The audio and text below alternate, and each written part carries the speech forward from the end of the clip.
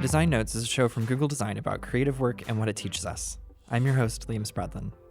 Each episode, we talk with people from unique creative fields to discover what inspires and unites us in our practice. You have an empty rectangle, and you can put anything in it, anything. So every choice you're making has to be measured against the infinite possibilities of what can go in a rectangle. And even the rectangle is sometimes up for debate.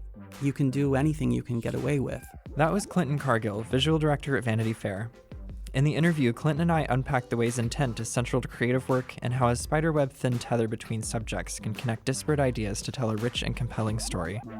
Let's get started. Clinton, welcome to Design Notes. Thank you.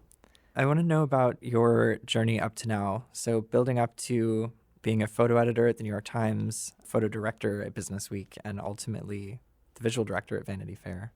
I have a fairly circuitous and unplanned career trajectory.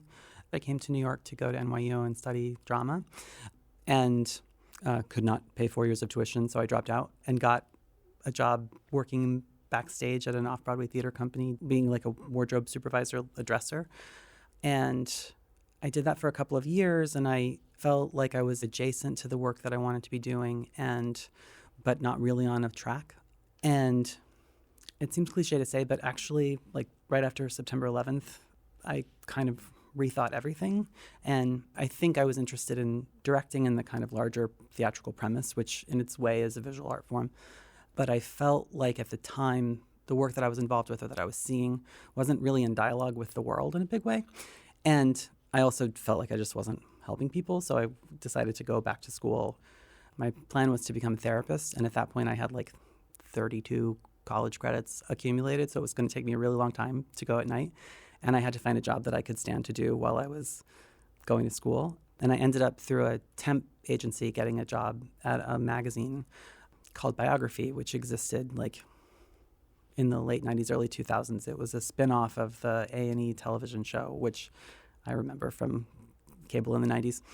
And I liked being in magazines. I had been the editor of my high school newspaper. It was something that felt like familiar and sort of right. But I was working on the business side, and it wasn't really the best match. So I interviewed at a bunch of places and ended up getting like a clerical job at the New York Times. There's a sort of department of admin assistant types that move all over. And some of them float and some are more stable positions. And they saw my resume and they said, well, we have a job at the magazine and you have magazine experience. I was kind of like, that doesn't really seem, okay, yes, yes, that's all true. And it ended up being in the photo department. And it was also basically temp to hire. And I really felt right away like I liked these people and got them, but that I had really no experience with photography, that I was sort of disadvantaged because this wasn't really what I had studied or sort of thought of. And I had the privilege of working for Kathy Ryan, who's the longtime photo director there, who really doesn't place a lot of emphasis on pedigree. She's really just interested in people who make things happen and positive energy and curiosity. Very shortly in, I realized I had really fallen into like an incredible spot. And kind of what I think of it as like apprenticing. I was the assistant for about a year and a half, and then an editor position came open and she moved me into that role. And then I was there for like 10 years. So I really learned everything I know about photography on the job, which is to say I wouldn't trust me with a fancy Canon camera, but I learned a lot about how to look at pictures and how to sort of read them. I'm going to get into that. When you say you learned how to look at pictures, what does that mean? We take in imagery everywhere all the time, and there is intention in every step in the process of making a photograph or a video or a film. And as casual viewers, we're not really burdened with thinking about what those intentions are. Sometimes they're quite obvious. A billboard that's selling you something, you kind of understand. But the question I learned actually in college studying theater was, I had a great design teacher, a costume designer named Michael Crass, who his whole premise was, what do you see and how does it make you feel? Not what is the hyper-intellectual meaning of it, not what's its art historical significance or anything academic, but what are the base elements that you're looking at and what are the feeling that it conveys. And he would send us on trips around New York with a sketchbook and say, you have to draw 3 sketches in all these places. And he sort of took it upon himself to indoctrinate us into New York City. So if you go to the Port Authority, like, what do you see? And how does it make you feel? Like these kind of big, heavy brick columns in a dark red, the particular fluorescent light, the way the corridors are aligned, all of those things contribute to like your experience of what that is. And that was how he thought we should be thinking about costume design, theatrical design, directing, all of these things. And I sort of start there with pictures is what am I looking at? And does it generate an emotional response? So then I learned the way Kathy taught me to think is like, when you look at an image, where does your eye go first? Like, what's your point of entry into the story that you're telling? And again, I think that's very much about emotional connection. I know from years of working with editors, we don't all read images in the same ways, but there are a lot of commonalities in the way that we, in the visual lexicon that, like, certainly we have as a culture in America, and I think certainly there are things that resonate across cultures. You mentioned photos having like an entry point to a story, and I think there's something really fascinating about the work of being an editor or perhaps a visual director in maybe crafting a story using these pieces. In my mind, it seems almost like working with an indirect medium, which is like working with the photographer's style and approach and like method of storytelling in order to tell a story and like create this larger piece. Yeah, that's exactly right. In thinking about doing my work, as often as possible, you're reading a draft of a story or talking in detail with the writer or an editor about what are the themes, who are the characters, what are we trying to convey? And then, because I work in media, what's the goal? It's to get you to pay attention and care about whatever the subject is. So I have to think both about what is reflective of the underlying narrative, but also what's going to grab your attention and command that you stop and look in a world where there's just an onslaught of words and images. I always talk about tone. Is this an informative piece? Is it a personal narrative? Is it serious? Is it light? And then, should we be playing into that, or is there a jarring juxtaposition that will actually heighten your experience of what the tone of that piece is?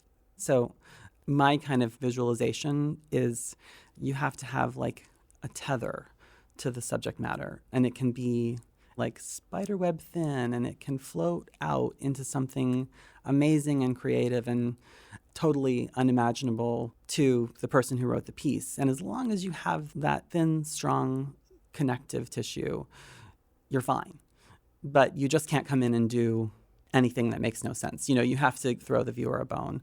Speaking more on what it's like to capture an image versus planning it and then actually integrating it into the story, you've taught editorial photography as well, and I'm curious how you view the approach of seeing things through an editorial lens at different steps during the process, including planning it, capturing it, and then using it.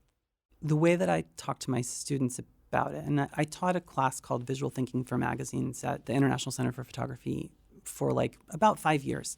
And the thing I caught on to pretty quickly was, despite being smart, interesting people from a variety of backgrounds and who taught me a ton, for the most part, the notion of what's possible in a kind of editorial picture-making context was they had vastly underestimated what could be. So I would always say, you have an empty rectangle and you can put anything in it, anything.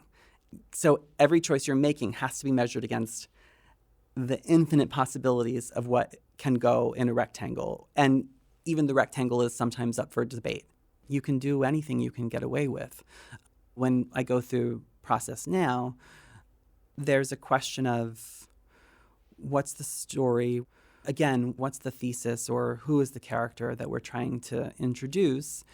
Magazine journalism, always has a take. I think that's a real distinction between classically newspaper journalism and magazines, is that magazines are built on having a point of view. And I would say over the last 10, 15 years, the internet has sort of magazined all of journalism in a way that's sometimes great and sometimes not great. But working from that vantage point, I always know we have a take. We have at least a question to pose about a subject that we're introducing. So again, what's the ultimate potential for that empty space when you're telling a story about X, or when you're telling a story about this person?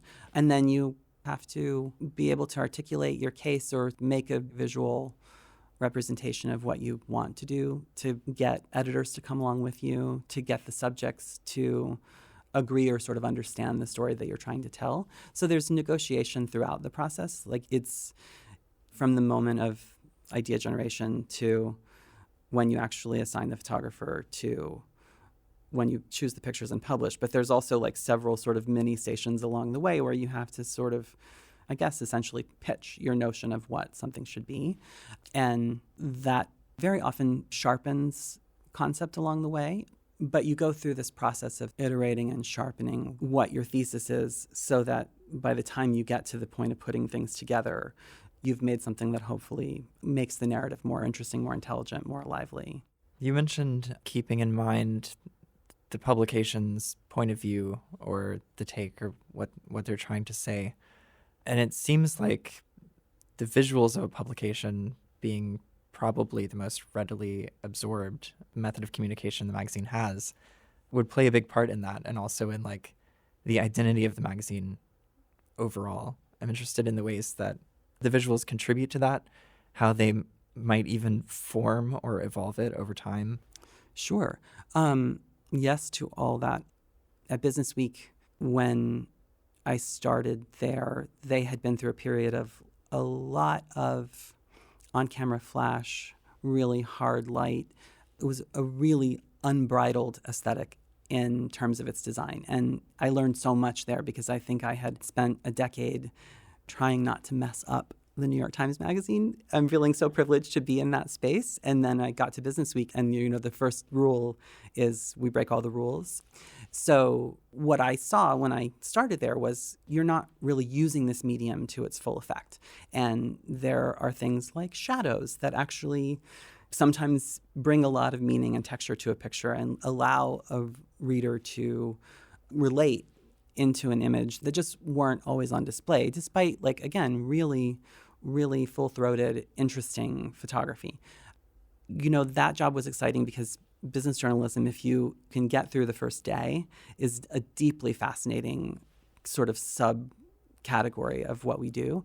And there's a business angle to any story. So I really spent a lot of time, too, thinking about, like, how can we produce photo essays, publish photographs that carry the weight of the business narrative, that speak to economies and markets in a way that, again, like matches the volume of the great journalism that was taking place in the written word.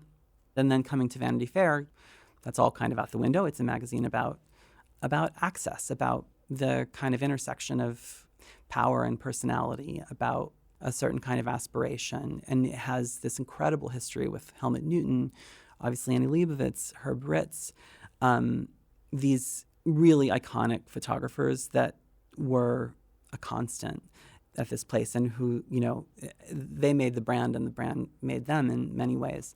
So what does aspiration look like in 2018? What is power in 2019? I guess we're in 2019. And, working with a new editor there who's really interested in looking at a more diverse range of subject matter, and who also comes from a strong intellectual background. How do you make glamorous pictures that speak to the world we're living in right now, which in many ways is different from what our historic sense of Vanity Fair is? I don't have the answers to that yet, but I feel like we're working it out.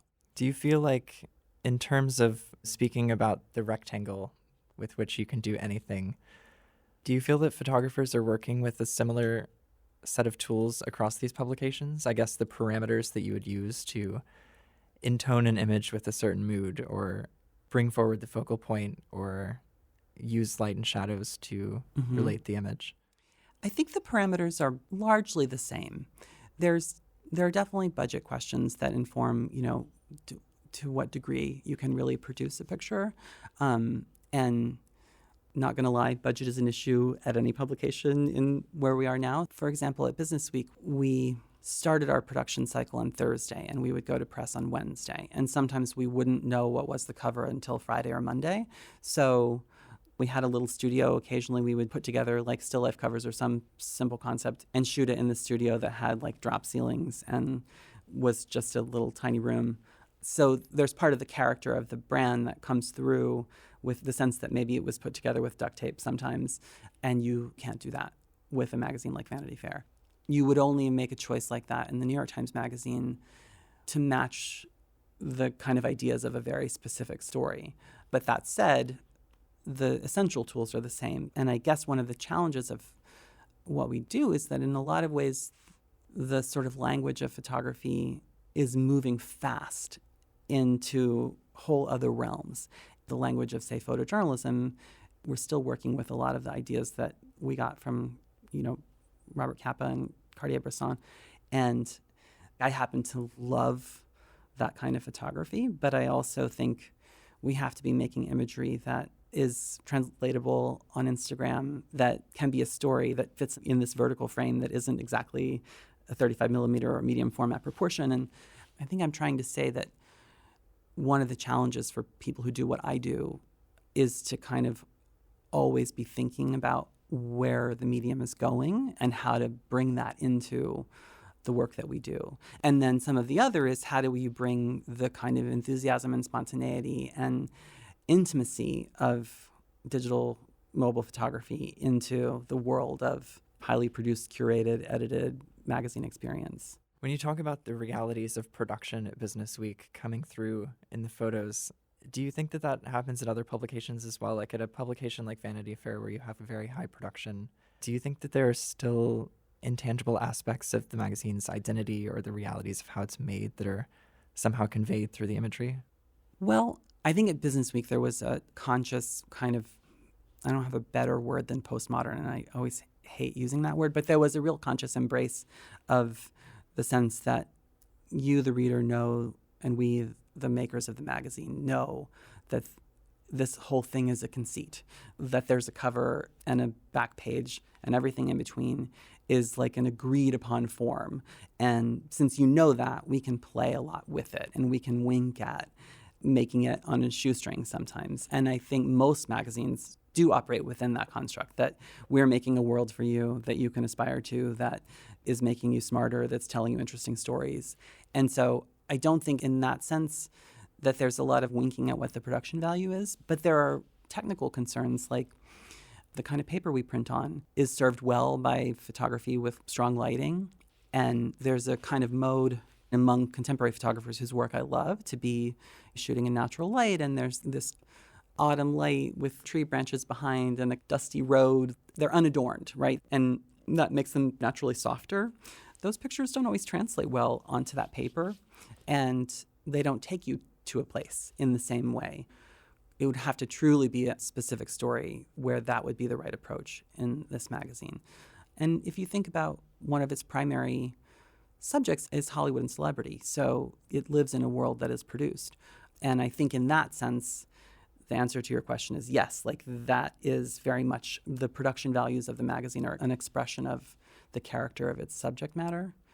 In an interview with Photo District News, you said something really interesting to me, which was about capturing subjects and telling a story in a way that made sure not to glorify them too much and to challenge the expectations of like how we expect to see these things presented.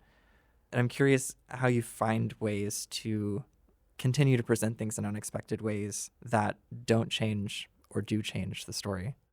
When I started working at Businessweek, it already was this very iconoclastic publication. And that's down to Josh Terringell, who hired me, and Richard Turley, who was the creative director before I was there.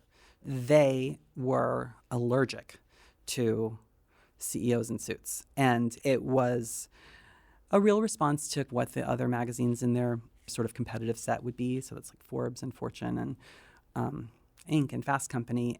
and others, but this is a business news magazine, and its role is not to anoint masters of the universe. Its role is to report on and engage with people who are newsmakers in this space. So we had to think a lot about who you assign and how you think about photographing those kinds of characters. How do you get them out of their well-practiced camera face? How do you shake them up a little bit? And my point of view about it was always that the lights and the backdrop and the kind of tight headshots, all those things, they're just a kind of glorifying artifice. And you can totally do it, and it's fine. But in my mind, I knew what that picture looked like. And that's a case where I was like, let's get some natural light. Let's get this person outside. We photographed the CEO of Microsoft, in a stairwell in one of the buildings on their campus with great southern light. And it was me and a photographer with one assistant who was maybe holding a reflector. And we were just trying to get, what kind of sweater is he wearing? Who is this man? And really enter the conversation at that place, as opposed to having like a real idea about the CEO of a large company. And I mean, I would say the same when we photographed President Obama. Like, at that point, it was late in the administration. There had been a lot of pictures of him who would bring a kind of intimacy, a kind of natural eye-level interaction with this person. And that was what was exciting. Then if you compare that to wearing the New York Times Magazine, I think that is a publication that's really fundamentally about ideas. And so even when you're meeting a character, when you're meeting a newsmaker, there's an underlying narrative about what meaning they have in the culture in a certain moment. And this is just me saying this is my take on that place. But you always kind of thought about what's the working headline, or what narrative are we trying to cut against, not for reasons of politics or anything like that, but just purely to hit on what's most interesting about the person and to, really surprise and engage the reader, again, which is always the goal. But again, that, like being part of the New York Times, you had to always do that in a way that posed the question to the reader, as opposed to giving a very blunt take.